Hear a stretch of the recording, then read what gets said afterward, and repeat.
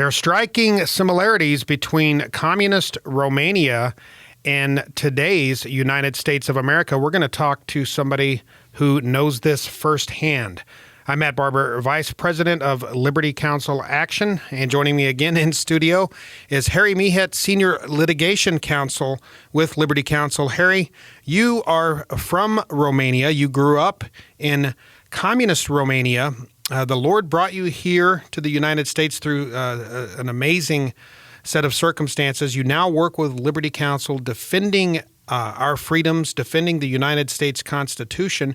You and I have discussed before, you see some parallels between what you experienced in Romania and where we are headed as a country in terms of religious freedoms, freedom of speech, our First Amendment rights being under assault. First of all, give us a little of your background and then tie those things together.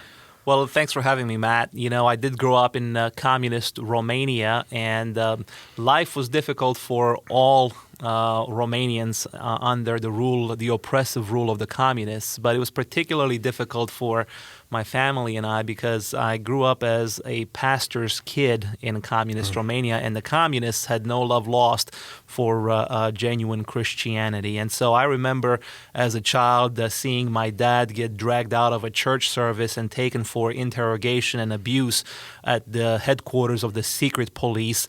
They were determined to stamp out any kind of genuine religious expression. They didn't want to compete with God for the allegiance of the people, and so they cracked down on religious expression. They cracked down on speech. You basically had to agree with them. It was their way or the highway, and essentially they outlawed God from society, from the public square, in a way that is frighteningly similar to where we see groups in the United States trying to take this country today. You know, it's ironic, but my family and others, many others like ours, actually fled Romania in order to escape that kind of persecution, that kind of regime, and came to the United States because it was the land of the free. Mm-hmm. It was, you know, when Reagan talked about that city up on a shining hill, that was so true for us. We always looked to the United States as that beacon of freedom, and we came here to be able to be free. And now we're seeing groups like the ACLU and even our own government sometimes try to go down the path, that same path of ideals that have been tried and rejected elsewhere. Well, and did you ever think you would live to see the day here in the United States of America where a president issues an edict that says that churches, Christian organizations, despite the fact that they are opposed to abortion as a mortal sin, must be forced to be complicit in abortion homicide by funding it through insurance provided to employees of those Christian organizations? That's exactly what we've seen happen with the Department of Health and Human Services issuing the abortifacient sterilization and birth control mandate requiring that Christian and Catholic organizations do just that. Did you ever think you'd live to see that day? No, Matt, that sends shivers down my spine, and it ought to concern every freedom-loving American when the government purports to tell you that you have to fund certain things that are so antithetical to your beliefs.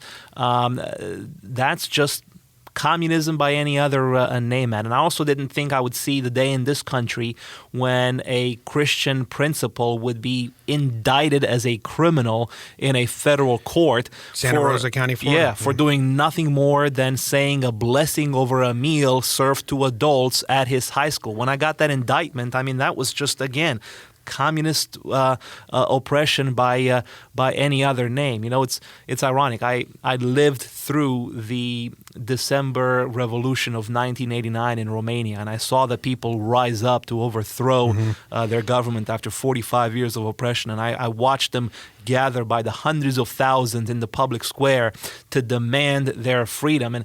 And when I was in Santa Rosa defending Frank Lay, I saw thousands and thousands of people gather, to demand his freedom. And the parallels are so rich here that you can't escape them.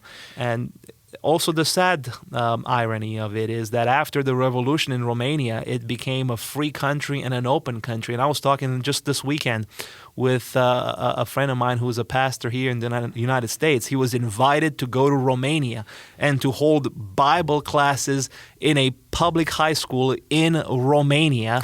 Wow. Something that would be a crime now in the land of the free. Right. In that beacon of freedom that the rest of the world looked at for ages and ages. Now that's a crime here, and it is permissible and even desired in Romania. Well, central to the communist philosophy is essentially the abolition of religious free exercise. Karl Marx called religion the opiate of the masses, said for the true happiness of the people, the abolition of religion is requisite. A secular socialist / communist, progressives by another name, we're talking about people who display marked hostility toward religious freedom. You named some names, the ACLU. There are atheist, anti-theist organizations, People for the American Way, Americans United for Separation of Church and State. These Freedom are organizations. from Religious Foundation. Freedom from Religion Foundation. These are groups that embrace that mindset, as you saw firsthand in Romania, that says we do not answer to a sovereign God. In fact, you cannot mention that sovereign God. God is the state. The state is God. And Karl Marx recognized that in order for there to be a loyalty to the state, people could not first have loyalty to a sovereign God. So they have to outlaw that loyalty. And we see these organizations right here in the United States engaging in what I call religious cleansing. They are trying to wipe the slate clean and remove any religious expression in any public forum. And that's where we are today. And you're right. It's uncannily similar to what you saw in Romania. Yeah, and these groups make no bones about that. They'll file their lawsuits and make very plain and clear their intent of cleansing our landscape and cleansing our monuments and cleansing our public square of any reference to God, because what they ultimately want to do is they want to make people forget God. And Patrick Henry, one of the great figures of our founding country, he said, not only give me liberty or give me death, which is the quote we all know, but he also said that when people forget God, tyrants forge their chains. Mm-hmm.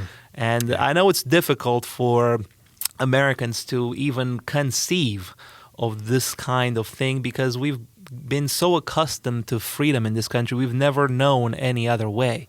But I think we ought to take Patrick Henry's warning and just pay attention to it and pay attention to what is happening around us, because I believe tyrants are forging their chains all around us, and it's time that Americans stand up for freedom in this country. Well, Harry, I sure appreciate everything you're doing with Liberty Counsel. The case in Santa Rosa County, as you mentioned, was chilling. A principal there, actually, the ACLU seeking jail time simply because he prayed over a meal. I never thought I'd live to see the day that happened, yet here we are. That's right, Yeah, Matt. quickly. Yeah, that's right. Yeah.